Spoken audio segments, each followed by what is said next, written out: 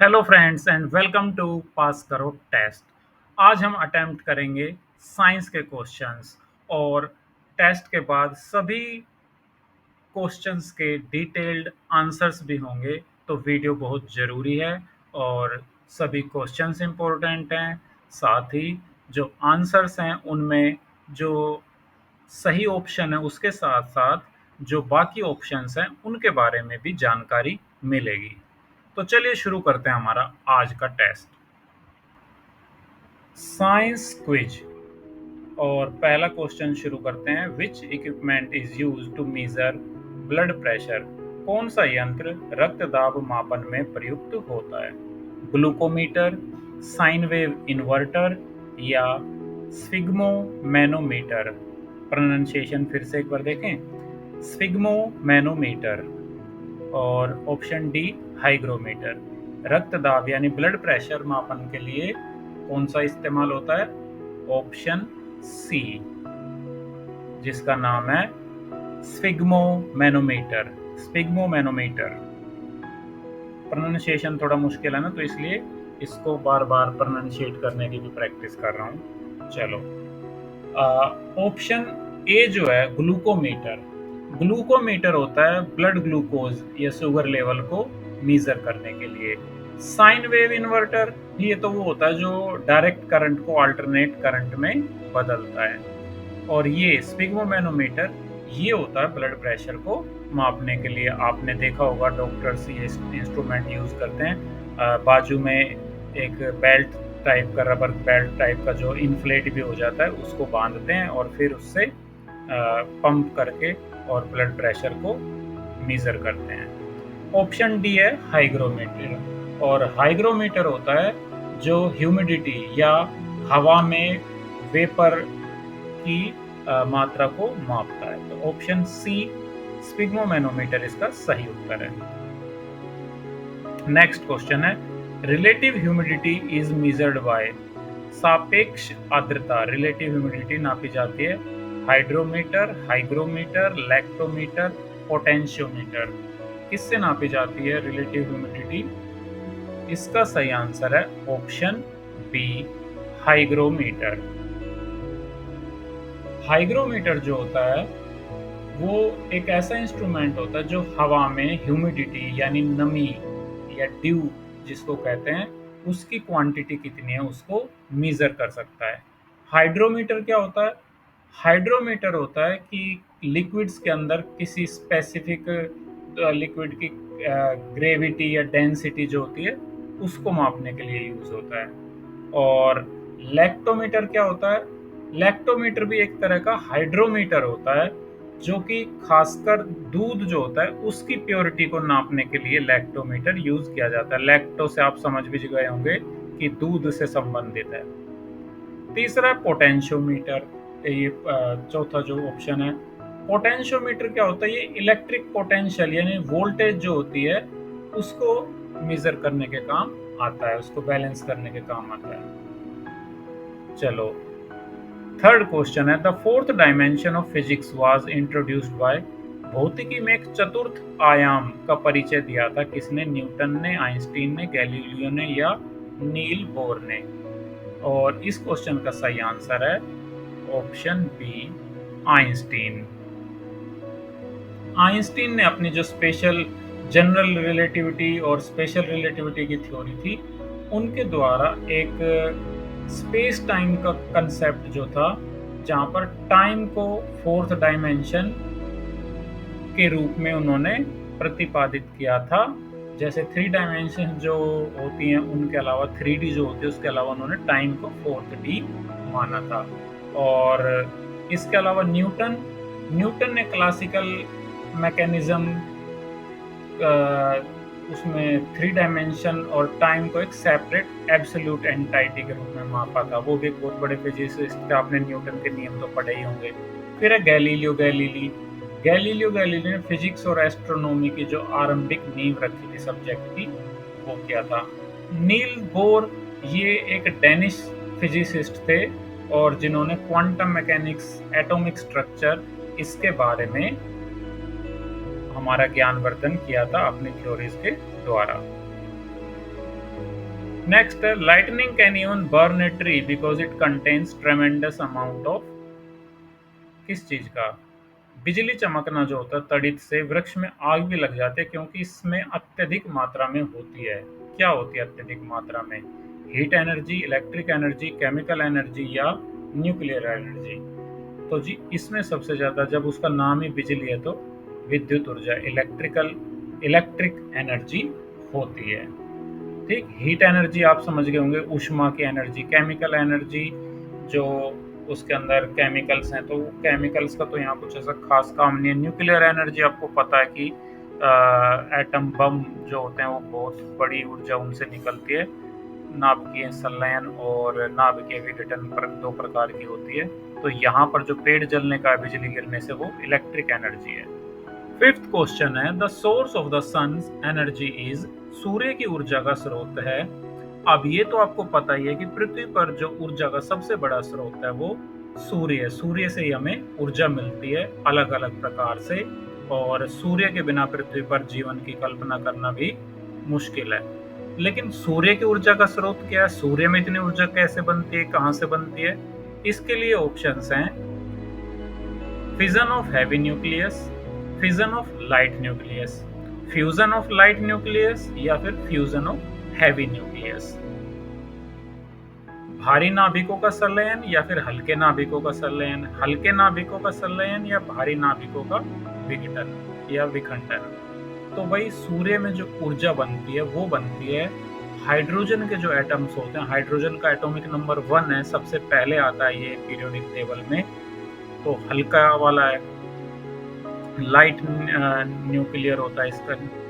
तो इनके फ्यूजन से जब ये दो आपस में मिलते हैं, हीलियम बनाते हैं, दो हाइड्रोजन के एटम मिलते हैं, हीलियम बनाते हैं, यानी कि हल्के नाभिकों का संलयन। ऑप्शन सी इसका उत्तर होगा। और ये वाले तो आपको पता चल गया कि भारी नाभिकों का संलयन का कोई उदाहरण सूर्य पर नहीं मिलता है। भारी नाभिकों का संलयन बहुत मुश्किल है।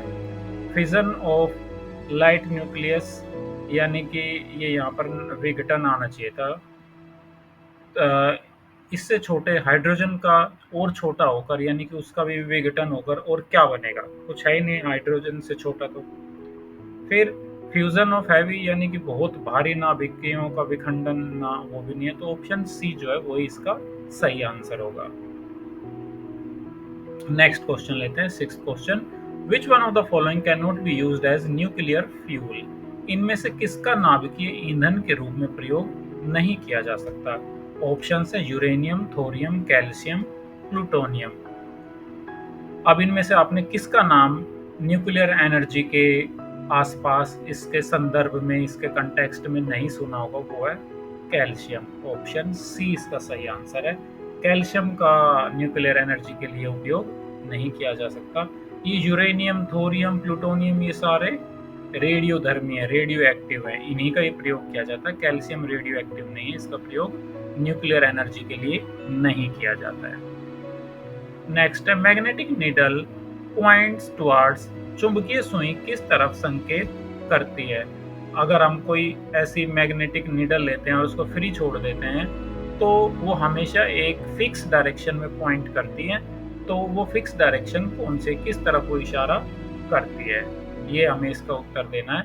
ईस्ट, वेस्ट, नॉर्थ या स्पेस। स्पेस मतलब ऊपर की तरफ। तो भाई जो चुंबक की सुई होती है वो हमेशा नॉर्थ, और उसका दूसरा सिरा, अगर एक सिरा नॉर्थ की तरफ करे तो दूसरा कहाँ करेगा? नॉर्थ के बिल्कुल ऑपोजिट में, यानी कि वेस्ट में। लेकिन आमतौर पर हम जो कन्वेंशन के तौर पर लेते हैं तो चुंबक की सुई की दिशा जो लेते हैं वो नॉर्थ लेते हैं। उत्तर इसका, उत्तर दिशा इसका सही उत्तर होगा। ईस्ट, वेस्ट और आकाश ये इसके उत्तर नहीं होंगे, एक ही कोई उत्तर हो सकता है, एक ही तरफ तो करेगी वो। चलो अगला है thermopile process is based on following. Thermopile का कार्य निम्न में से किस पर आधारित है? सीबेक प्रभाव, पेल्टियर प्रभाव, थॉमसन प्रभाव, डे हास प्रभाव।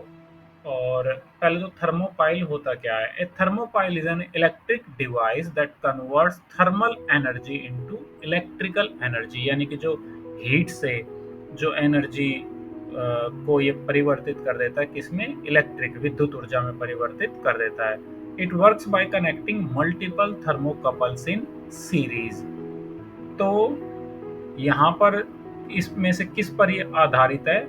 इसका सही उत्तर होगा ऑप्शन ए, सीबेक प्रभाव। पेल्टियर प्रभाव क्या होता है? पेल्टियर प्रभाव is the reverse of Seebeck प्रभाव। ये सीबेक का बिल्कुल रिवर्स होता है। यहाँ पर क्या होता है? यहाँ पर होता है कि it describes the heating or cooling of an electrified junction of two different conductors. Thomson effect क्या है? Thomson effect describes the heating or cooling of a current carrying conductor when there is a temperature gradient along its length. Day house effect क्या है? ये कोई recognised physical effect नहीं है, ठीक है। तो सीबेक प्रभाव होता है, उससे क्या होता है कि हीट एनर्जी को इलेक्ट्रिक एनर्जी में कन्वर्ट होती है इस प्रभाव के कारण। Which of the following waves does not belong to the electromagnetic spectrum family? निम्न में से कौन सी तरंग विद्युत चुंबकीय स्पेक्ट्रम परिवार की नहीं है? और ऑप्शंस हैं a x ray, b microwave, c ultrasonic waves और d infrared waves. And the right answer here is option c, ultrasonic waves. The electromagnetic spectrum includes waves that do not require a medium for propagation. यानी electromagnetic spectrum वो waves होती हैं जो जिनको travel करने के लिए एक जगह से दूसरी जगह जाने के लिए कोई मीडियम की जरूरत नहीं होती है, और ये वैक्यूम में लाइट की स्पीड से चलती हैं। एक्सरे भी हाई एनर्जी इलेक्ट्रोमैग्नेटिक वेव्स होती हैं। माइक्रोवेव्स भी जो ओवन्स में और कम्युनिकेशन में यूज होती हैं, ये भी इलेक्ट्रोमैग्नेटिक हैं।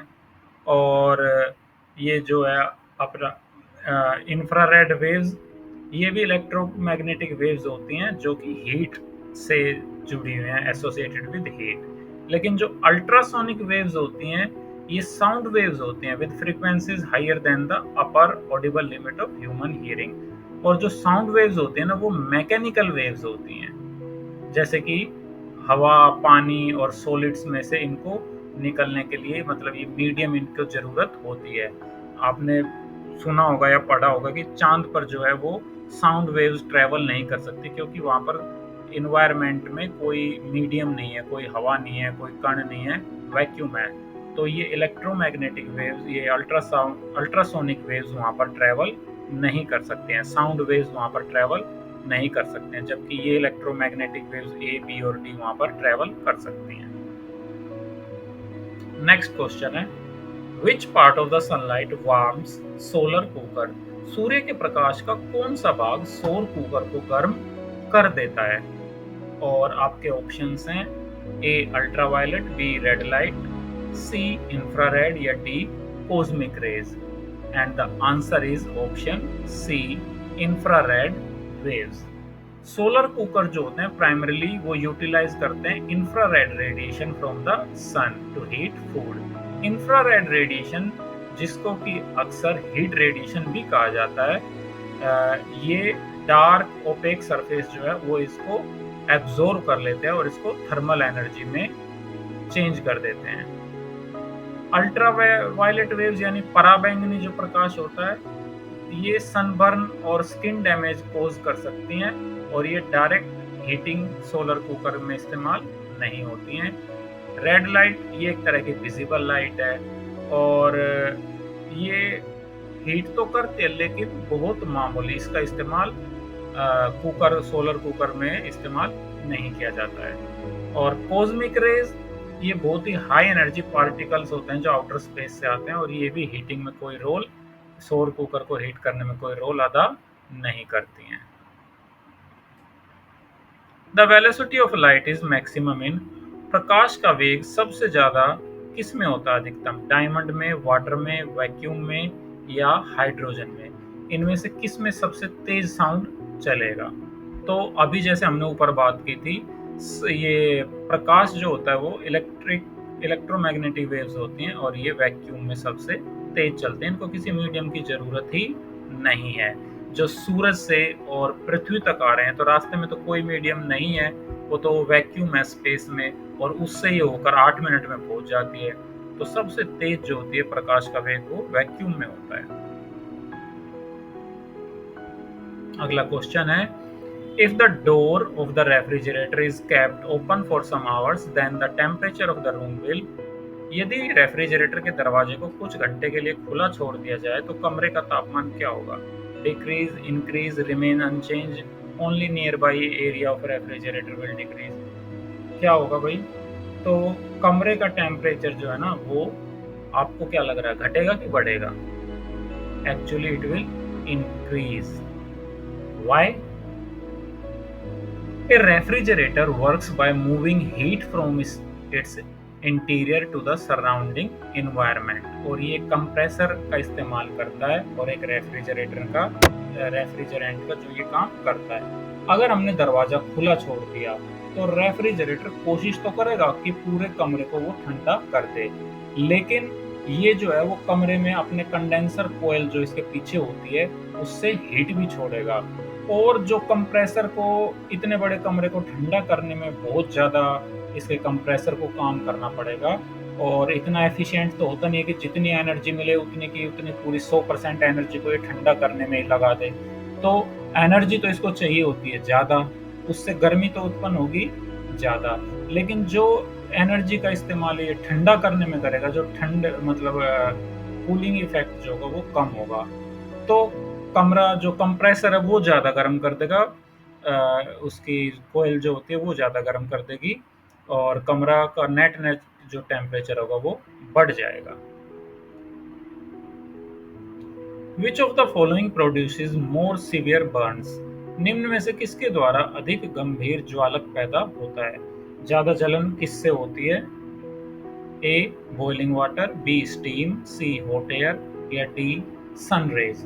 And the right answer is option b, steam. Steam से ज़्यादा होती है। स्टीम कितने पर होती है? भाप जो होती है कम से कम 100 डिग्री का टेम्परेचर चाहिए। Steam eight 100 degree causes more severe burns than boiling water at the same temperature। अगर बॉइलिंग वाटर का भी 100 डिग्री टेम्परेचर है तो भी स्टीम जो है वो ज़्यादा बर्न कोज करती है, because steam contains latent heat of vaporization. This latent heat is released when the steam condenses on the skin. Boiling water जो होता है, बॉइलिंग वाटर से भी सीरियस बर्न हो जाता है, लेकिन इसमें वो जो लेटेंट हीट है ना स्टीम वाली, वो इसमें प्रेजेंट नहीं होती है। हॉट एयर जो होती है वो उसका बर्न कम होगा अपेक्षाकृत बाकियों से, और क्योंकि it transfers less heat to the sun at the same temperature. और सन रेज जो होती हैं वो सन बर्न करती हैं टाइम अगर वहाँ पर दिया जाए, टाइम अगर ज़्यादा लगता है तब, लेकिन तुरंत इमीडिएटली वो सन बर्न नहीं करती हैं।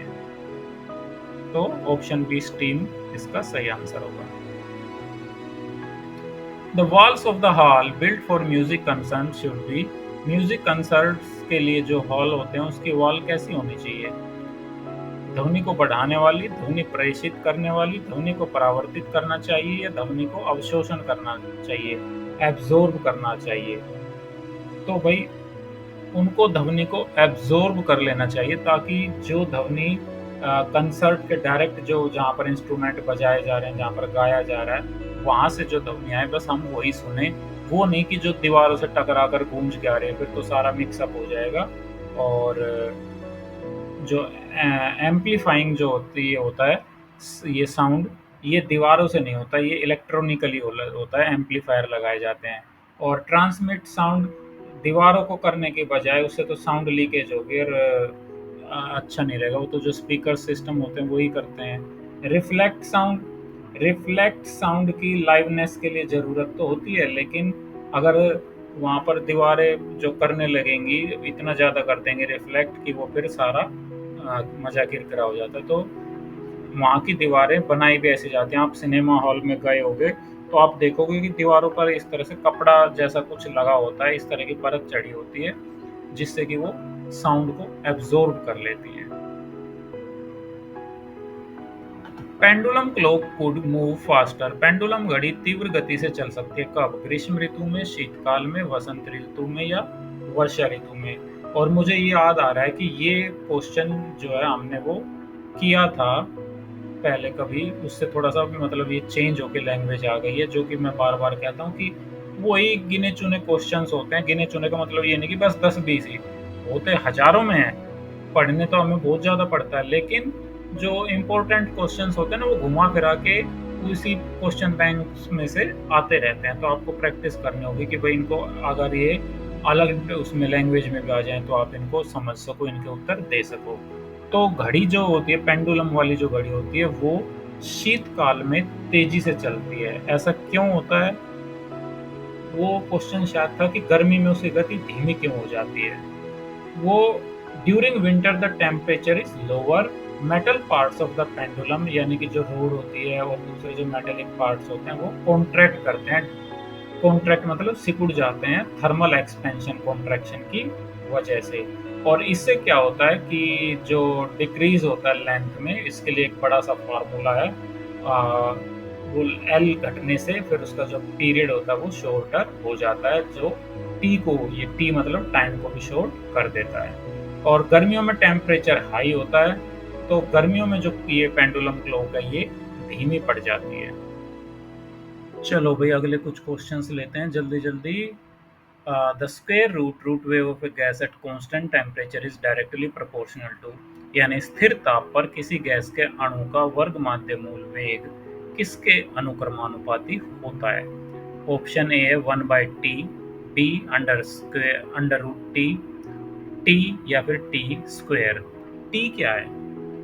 टी है एब्सोल्यूट टेम्परेचर इन केल्विन, यानी केल्विन मात्रक के द्वारा में मापा गया एब्सोल्यूट तापमान। और इस क्वेश्चन का जो सही आंसर है वो है option b under root t. अब एक है काइनेटिक थ्योरी ऑफ गैसेस, और उसमें होता है रूट मीन स्क्वायर यानी आरएमएस। और इसमें से एक फार्मूला निकला है, मैं बता देता हूँ ये फार्मूला। v यानी वेलोसिटी का root mean square R M S जो होता है वो इक्वल होता है under root 3 RT divided by m, जहाँ पर R है आइडियल गैस कांस्टेंट, T जैसा कि मैंने बताया था absolute temperature in kelvin, m है मोलर मास, और v जो बताया था कि वेलोसिटी ऑफ गैस मॉलिक्यूल्स। तो इससे फार्मूले से पता चलता है कि ये p अंडर रूट टी जो है ये इसका सही आंसर होगा। Which of the following gases are responsible for acid rains? निम्न में से कौन सी गैसें हैं जो जिनकी वजह से एसिड रेन अम्लीय वर्षा होती है?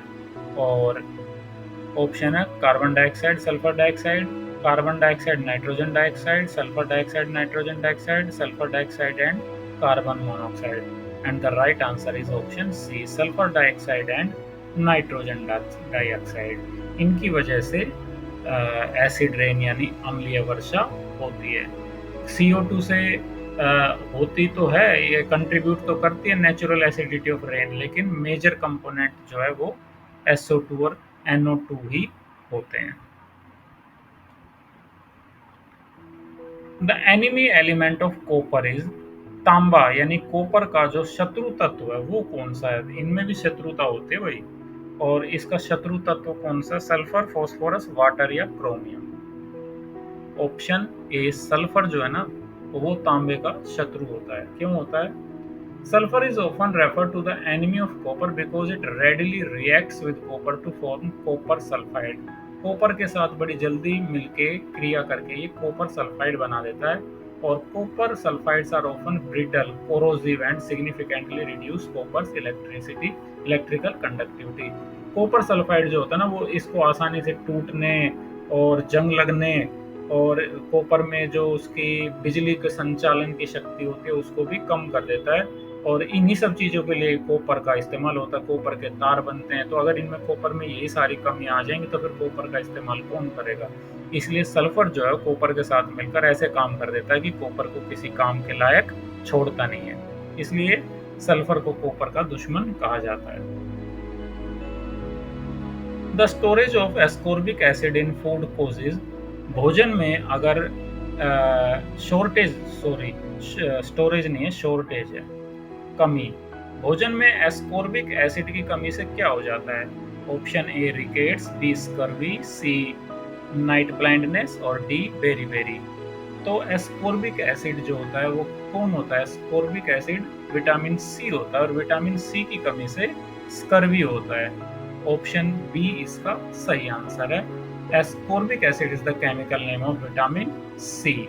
और स्कर्वी में क्या हो जाता है? ब्लीडिंग गम्स, मसूड़ों में से खून आना, थकान और जो घाव हो जाते हैं, चोट लग जाती है, वो बहुत धीरे धीरे बढ़ते हैं। ये सब कमी, ये सब लक्षण स्कर्वी की कमी से, विटामिन सी की कमी से हो जाते हैं। स्कर्वी रोग का नाम है और ये विटामिन सी की कमी से होता है। रिकेट्स का क्या होता है? विटामिन डी की कमी से होता है, हड्डियां कमजोर हो जाती हैं। और नाइट ब्लाइंडनेस, रतौंधी, विटामिन ए की कमी से होती है। बेरी विटामिन B1 यानी थियामिन की कमी से होता है। Hydrogen bomb was developed by, hydrogen bomb का डेवलप किसने किया था ये? And the answer Edward Teller, burner bone brown, J Robert Oppenheimer और डी सैमुअल कोहेन। तो अब यहाँ पर जो सही आंसर है वो है ऑप्शन ए एडवर्ड टेलर। बाकियों के बारे में बताता हूँ। एडवर्ड टेलर एक हंगेरियन अमेरिकन थियोरेटिकल फिजिसिस्ट थे जिनको फादर ऑफ हाइड्रोजन बम के नाम से भी जाना जाता है। और ये रॉबर्ट ओपनहीमर का भी आपने नाम सुना होगा, एक पिछले साल मूवी भी आई थी ओपनहीमर। He was the scientific director of the Manhattan Project, which developed the first atomic bomb, but not the hydrogen bomb. ठीक। सैमुअल कोहेन, ऑप्शन डी वाले, ये वाले, he was an American physicist who developed the neutron bomb, a type of tactical nuclear weapon. और ये हमारे burner bone brown जो थे वो एक जर्मन अमेरिकन एरोस्पेस इंजीनियर थे जिन्होंने रॉकेट और स्पेस टेक्नोलॉजी में काम किया था। एल्फ्रेड नोबल, नोबल पुरस्कार के संस्थापक का नाम किससे संबंधित है? डायनामाइट, आरडीएक्स, सुपरसोनिक एरोप्लेन या फिर रेडियो एक्टिविटी। तो नोबल पुरस्कार के जो संस्थापक थे उनका नाम ए डायनामाइट, ये वाला ऑप्शन ए, इसके नाम से उनको इससे संबंधित है। आरडीएक्स जो है रिसर्च डेवलपमेंट एक्सप्लोजिव, इसको जॉर्ज फ्रेडरिक हेनिंग ने 1898 में किया था। सुपरसोनिक एरोप्लेन्स जो थे वो डेवलप किए थे 20वीं सेंचुरी में, काफ़ी बाद में। और रेडियो एक्टिविटी तो हेनरी बैकरल ने 1896 में इसकी खोज की थी। तो option A dynamite, Alfred Nobel ने इसकी खोज की थी। RDX was invented by, ये क्वेश्चन हो गया, वही सेम है क्या? अच्छा नहीं, ये डायनामाइट का था, ये RDX का, लेकिन हाँ इसका आंसर मैंने अभी बता दिया।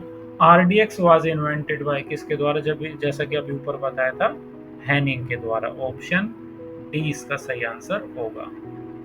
डिटर्जेंट क्या होता है? अपमार्जक क्या होता है? सोप, मेडिसिन, कैटलिस्ट या फिर रिफाइनिंग एजेंट। और डिटर्जेंट जो होते हैं वो होते हैं रिफाइनिंग एजेंट। सोप आपको पता ही है कि एक तरह से होते तो डिटर्जेंट है, लेकिन डिटर्जेंट एक ब्रॉडर कैटेगरी है। डिटर्जेंट मेडिसिन नहीं होते, कैटलिस्ट भी नहीं होते। कैटलिस्ट वो होते हैं जो किसी केमिकल रिएक्शन को स्पीड अप कर देते हैं। Which form of nitrogen is available in urea? Urea में नाइट्रोजन किस रूप में पाया जाता है? एमाइड, एमोनिकल, नाइट्रेट या नाइट्राइड। तो इसका सही आंसर होगा ऑप्शन ए एमाइड, एमाइड के रूप में मिलते हैं। और यूरिया जो होता है, यूरिया का केमिकल फार्मूला क्या होता है?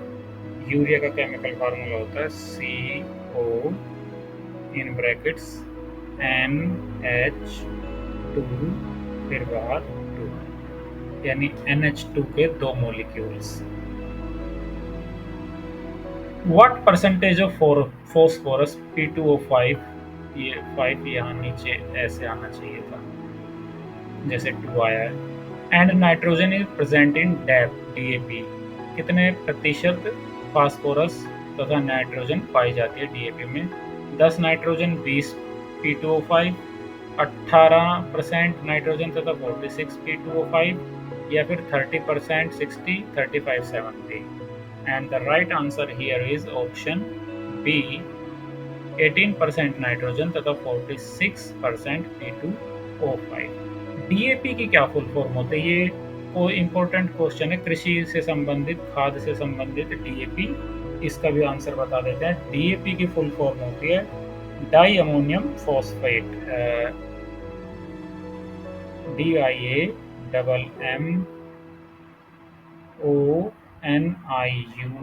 Di ammonium phosphate.